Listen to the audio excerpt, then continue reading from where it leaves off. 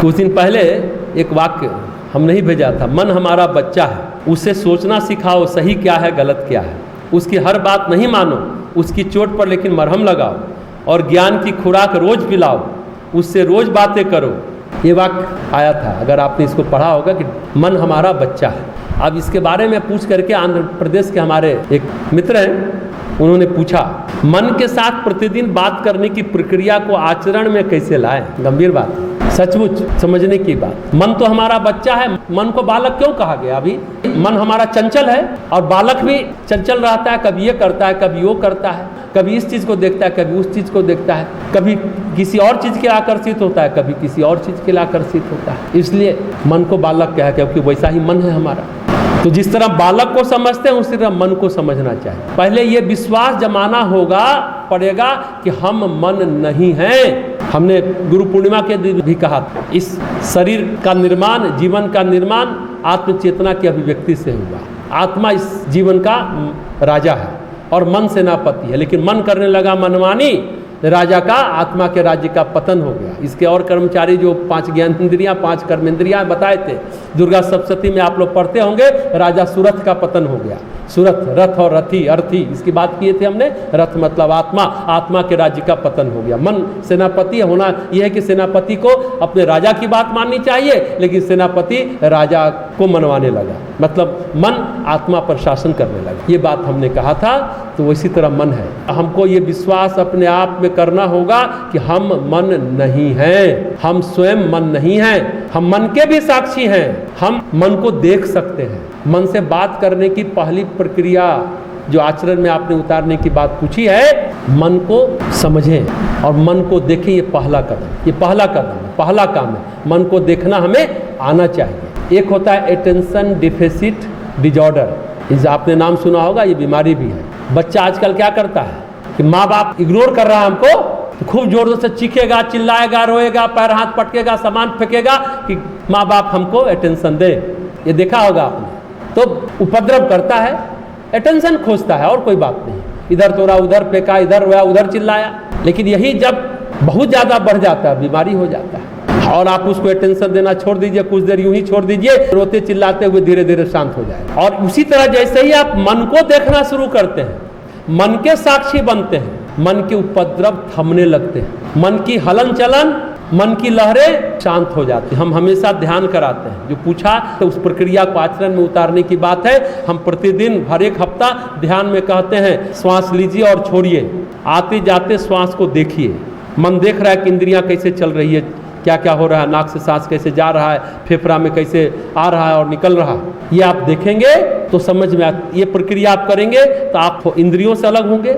और प्रक्रिया में आगे जाएंगे तो मन से अलग होंगे। मन क्या सोच रहा है, मन क्या विचार रहा है, मन में क्या क्या उलझने हैं, मन में कौन कौन सी इच्छाएं, कामनाएं, वासनाएं हैं, ये कौन देख रहा है। मन से हटिएगा तो वह आत्मा उस मन के क्रियाकलापों को निहारेगी, देखेगी। ये तरीका है, ये प्रक्रिया है बातचीत करने का मन से। मन को समझना मतलब मन को बात करना, मन को दिशा निर्देश देना, ये आचरण में लाना होगा। जो बच्चे हाइपर एक्टिव होते हैं, ज़्यादा सक्रियता होती है, उनके लिए थेरेपी के सेशन होते हैं कि कैसे हम बच्चों के साथ व्यवहार करें। अगर समझदारी के साथ आचरण करते हैं तो बच्चा धीरे धीरे शांत हो जाता है, हाइपर एक्टिव नहीं रहता। आज ये बहुत बड़ा मनोरोग, प्रायः 50% बच्चों में आ गया हाइपर एक्टिव बच्चा, ये मनोरोग है एक प्रकार। लेकिन उसको कैसे वो थेरेपी करिएगा तो धीरे धीरे वो बच्चा शांत होता है। जब तक आप सोचिएगा तब तक कर कुरा के वो बैठ जाएगा, हाँ हाँ हाँ करिए, तब तक वो घटना कर देता है। तो ये हाइपर एक्टिव बच्चे होते हैं। तो कहने का उसी तरह मन है, जैसे ही मन को देखना शुरू करते हैं वैसे ही मन शांत हो जाता है। आप फिर पूछेंगे कैसे देखें, खुद से खुद को अलग कर महसूस करें। सबसे पहले मन इंद्रियों को देख रहा है, कैसे आंख बंद कर ध्यान मुद्रा में बैठे, इंट्रोवर्ट हो, अंतर्मुखी होकर आते जाते श्वास को महसूस करिए। ये कौन देख रहा है, तो मन देख रहा है। फिर अगले कदम में मन को देखिए, आते जाते विचार को देखिए, क्या क्या सोच रहा है, क्या विचार रहा है, उसके उधेरबुन को देखिए। ये कौन देख रहा है, वो है आत्मा। मन से अलग है, आत्मा का भी भान आपको होने लगेगा। जब मन में क्या क्या उठ रहा है बातें, क्या क्या उमर घुमर रहा है, मन में इच्छा एक उमर घुमर रही है, मन में लालच उमर घुमर रहा है, तटस्थ भाव से आप देखेंगे तो बात बनती चली जाएगी। तटस्थ समझते हैं, तट पर, किनारे पर, देखना है कि नदी में पानी कैसे जा रहा है, उमर घुमर क्या रहा है, वही तट पर बैठ करके देखिए। मन से भी अपने को अलग करके किनारे पर ले जा करके देखने का अभ्यास कीजिए। एक दिन में तो नहीं होगा, धीरे धीरे होगा। और जब आप तटस्थ भाव से देखेंगे ना, तो आपको खुद पर हंसी आने लगेगी। अरे ये इच्छा तो हमारे काम की नहीं थी, क्यों हम इसको सोच रहे थे, क्यों मेरे अंदर चल रहा था। मन से बात करने के लिए खुद को यानी 2 भाग में करिए। और सबसे इम्पोर्टेंट है, अपने आवेगों का त्याग करिए, उद्वेग का त्याग करिए। आवेग उद्वेग आपको अलग नहीं होने देगा, लिप्त कर देगा, एक बना देगा। आप मन ही है, आप अपने को मान लेंगे। तो कोई कुछ बोला, क्या होता है आवेग में, फटाक से हम लोग प्रतिक्रिया कर देते हैं, थप्पड़ मार देते हैं। कोई विचार आता है, फटाक से उठ के चल देते हैं। और देखिए, ध्यान से समझिए, सारे विचार अंदर नहीं आते। कुछ विचार आपके कर्म और चित्त की दिशा से प्रेरित होकर उभरते हैं, और कुछ विचार बाहर से संप्रेषित भी होते हैं। इसका प्रभाव ही आपके मन पर पड़ता है, अच्छा या बुरा, फिर आप महसूस करते हैं। अगर हम साक्षी बन जाते हैं और वृत्तियों से प्रेरित विचार तब रुक जाएगा, और बाहर से प्रेरित विचार भी रुक जाएगा, दोनों रुक जाएगा, आपको प्रभावित नहीं कर पाएगा। कब? जब आप साक्षी हो जाते हैं, मन से मन को अलग करके देखते हैं। फिर इस तरह से मन को समझाया जा सकता है, मन से बात की जा सकती है, उसको दिशा दी जा सकती है, खुद को मन से अलग करके। ये ध्यान में हम लोग हमेशा करते हैं। आज का अभ्यास आप लोग इसी तरह से करेंगे। धीरे धीरे जैसे जैसे शरीर को हम नियंत्रण कर पाते हैं, हाथ उठाना है, फिर बोलते नहीं उठाना है, हाथ को नियंत्रित कर पाते हैं, उसी तरह मन को भी नियंत्रित कर सकते हैं। ये बात समझने की बात है। हम शरीर को इच्छा शक्ति से संचालित करते हैं।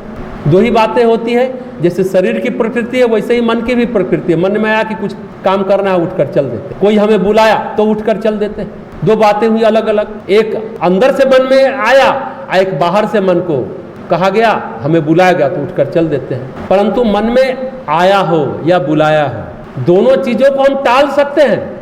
ध्यान से समझिएगा, दोनों चीज़ों को हम टाल सकते हैं विचार करके कि क्या महत्वपूर्ण है और क्या महत्वपूर्ण है। अभी तुरंत जाना चाहिए या नहीं जाना चाहिए, अभी जो आया उसे मिलना चाहिए नहीं मिलना चाहिए। ये जो विचार मन में आया, इसको तुरंत करना चाहिए, कितना महत्वपूर्ण है, इस तरह से आप उसको टाल सकते हैं। क्या महत्वपूर्ण है, कौन काम अभी करना है, कौन काम बाद में करना है, जाना है नहीं जाना है। ये बड़ा गंभीर बात है। जैसे हमने इस बात को अपने शरीर के साथ लगाई, वैसे ही हम मन के साथ भी करते। शरीर के साथ लगाई तो पैर नहीं चलेगा या पैर चल पड़ेगा। जो बातें जो खुद करना चाहते थे, वो बातें जो लोग कराना चाहते थे, शरीर ने दोनों से अगर इनकार कर दिया, आपने विचार किया, तो फिर आप नियंत्रित मन को भी कर सकते हैं इच्छा शक्ति के बल पर। शरीर के संचालन के लिए अंदर से प्रेरणा आती है और बाहर से भी दबाव आता है।